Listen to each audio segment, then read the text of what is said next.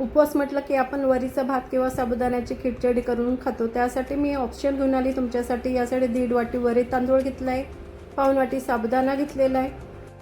पावसाळ्यामध्ये बऱ्याच वेळा साबुदाणा हा चिवट झालेला असतो, त्यासाठी मी छान आता भाजून घेणार आहे साबुदाणा। यामुळे मला पीठ करून घेण्यासाठी खूप सोपं होणार आहे भाजल्यामुळे। तर आपला साबुदाणा छान आता भाजून झालेला आहे। आता मी साबुदाणा आणि जो 1.5 वाटी आपण वरीचा तांदूळ घेतला आहे तो मिक्सरमधून छान जाडसर पीठ तयार करून घेणार आहोत। हे वाटून घेतलेलं आता आपलं जाडसर पीठ तयार झालेलं आहे। ह्या वाटून घेतलेल्या पिठामध्ये आता आपल्याला 1 वाटी दही घ्यायचं आहे, ते ॲड करून घ्यायचं आहे या पिठामध्ये। ह्या पिठामध्ये दह्यासोबत 2 वाटी मी पाणीसुद्धा ॲड करणार आहे। पहिले मी 1 वाटी ॲड करून घेतलं आहे आणि छान मिक्स करून घ्यायचं आहे।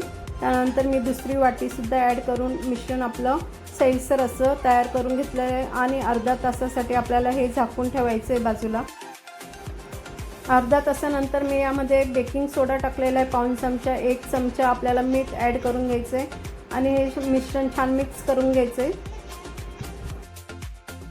सैलसर असं आपलं हे मिश्रण रेडी झालेलं आहे इडली बनवण्यासाठी। तर 1-1 चमचा आपल्याला मिश्रण ॲड करायचं इडली पात्रामध्ये आणि छान 15 मिनटं वाफवून घ्यायची इडली। इडलीसोबत खाण्यासाठी चटणी तयार करून घ्यायची। यासाठी अर्धी वाटी किसलेलं खोबरं, पाऊण वाटी शेंगदाणे भाजलेले, 5-6 हिरव्या मिरच्या, चवीनुसार मीठ टाकून छान मिक्सरमधून आपल्याला बारीक चटणी वाटून घ्यायची आणि फोडणी तयार करून घ्यायची। आणि थोडी मी लाल मिरची टाकली आहे। इडलीसुद्धा तयार झाली, तुम्ही बघू शकता। खूप छान लुसलुशीत आणि जाळीदार स्पॉन्जी इडली तयार झाली। तर तुम्हाला कशी वाटली माझी रेसिपी कमेंटमध्ये नक्की सांगा। माझ्या यूट्यूब चॅनलला सबस्क्राईब करा। Thank you so much.